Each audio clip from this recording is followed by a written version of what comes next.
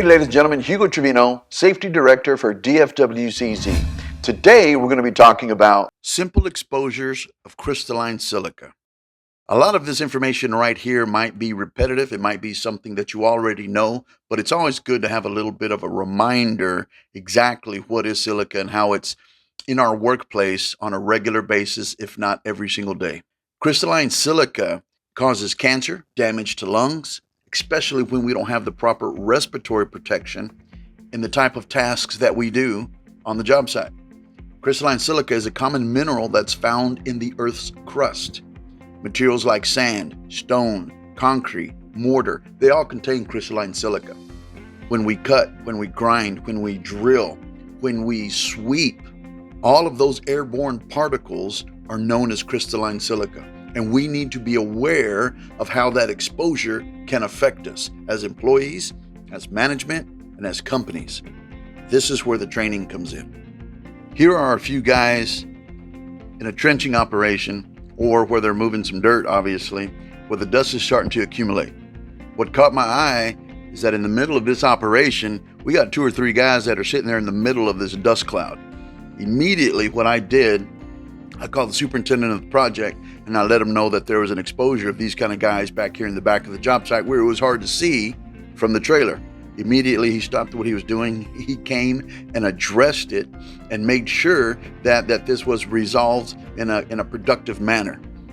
The thing that I want you to pay attention to is not only the fact that these guys are exposed, but what I'm going to ask is for even the operators inside of the equipment to pay attention to the small details of exposure. Something as simple as that can help make a difference in this guy's future, in these guys' future, 5 or 6 years from now down the road. When I was doing residential inspections, there was a young kid, probably under the age of 20, that was sitting there cutting some mortar, or cutting brick, shall I say. And he is literally in a dust cloud. No PPE, no mask, no N95, which should be fit test required, nothing to protect this guy from the elements.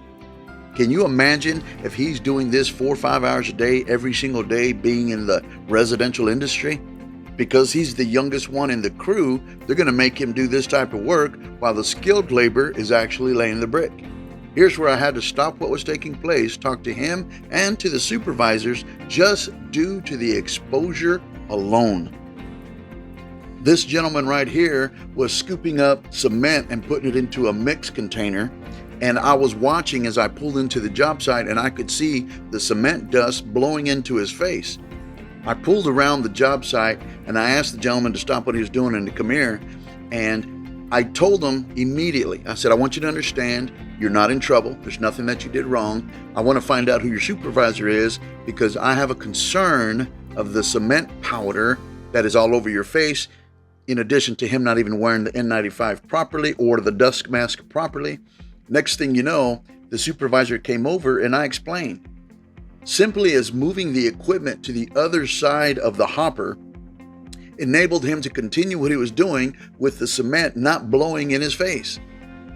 As management, as foremen, as superintendents, as general contractors, as subcontractors, or the head competent person of companies.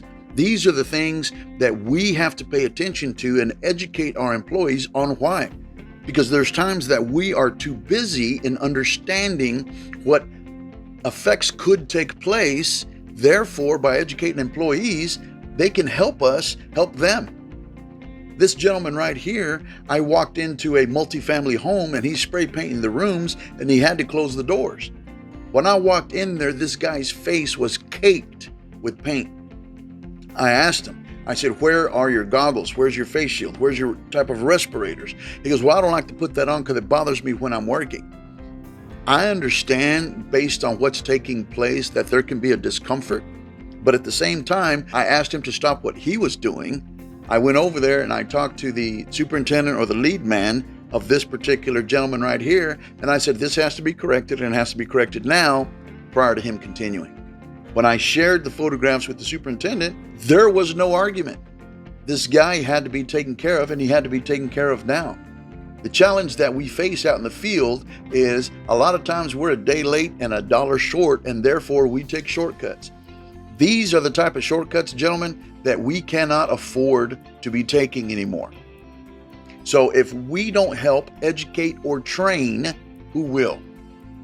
So one of the things that I'm going to suggest is next time you're in a toolbox talk, pay attention to what they're saying. Share a little bit of concern. Ask questions. If you don't get the type of answers that you're looking for, go to your supervisor.